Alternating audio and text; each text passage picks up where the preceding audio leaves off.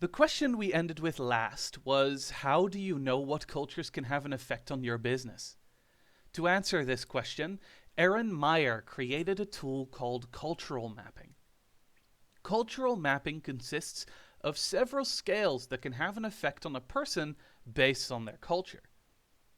These are communicating, evaluating, leading, deciding, trusting, disagreeing, persuading, and scheduling. And each of these scales are segregated into two extreme ends. If this sounds difficult, don't worry. We'll go through each so you know what they mean.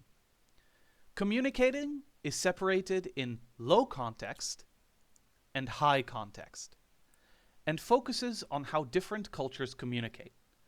Those with low context communication are often very direct. They say what they mean and how they mean it. Often, this is interpreted as forward. Communication on a high context level means that communication often relies on nonverbal cues and implicit communication. They don't always say what they mean, but from context clues, it's possible to understand their meaning regardless. Evaluating is separated between direct negative and indirect negative feedback.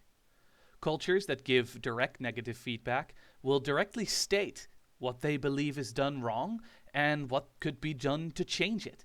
Feedback isn't always paired with positive feedback.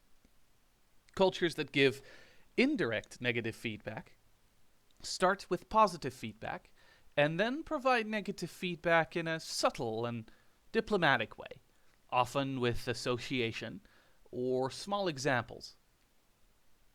Leading can be either egalitarian or hierarchical. Cultures that focus on egalitarian leadership have a small power distance, so everyone is much more equal, and a leader is often someone who can facilitate group discussion and decision making. Hierarchical leading, however, has a high power distance, so there's one person or a group of people at the top who are the leadership and make decisions. Deciding is split between consensual and top-down. Consensual decision-making is done as a group when everyone agrees with the decision, while top-down decision-making is done by one person who is in charge. Trusting can be task-based or relationship-based with regards to jobs. Task-based cultures will give trust to those that have proven to be reliable with their jobs and have a good work ethic, while relationship-based cultures make job-based judgments based on their personal connection to that person and whether they trust them. Cultures also have different scales for disagreeing. Confrontational and non-confrontational cultures are segregated by how much they get into discussions or stay away from them. Confrontational cultures believe that discussion among team members can have a positive effect on the team, while non-confrontational cultures believe discussion could have a negative effect on their relationships, and thus they try not to engage in discussion. Persuading is separated by applications first and principles first. Cultures and principles first cultures when it comes to arguments.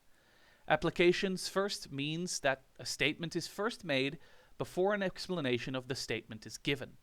When persuading, certain cultures prioritize principles first, however. This means that an argument starts with a theory or even a complex concept before presenting a fact or a statement.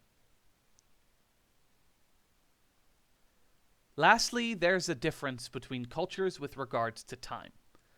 This is separated in linear time versus flexible time.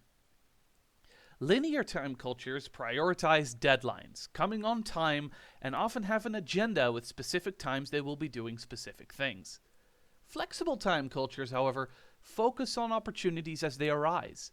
Deadlines can be moved or changed, and it's okay not to be on time if there was an opportunity to take advantage of. By filling in this cultural map, you can see where you are on these scales. Are you an extreme? Somewhere in the middle? Simply by filling in whether you lean one direction or another, you can inform your team what your culture is and how it has affected you. When every member in a team is done, you can connect the dots. Here's an example of what that could look like if an entire team connected their dots on the same paper, giving a clear overview of where potential conflict could exist, and allows a team to talk about these potential problems beforehand. Give it a try.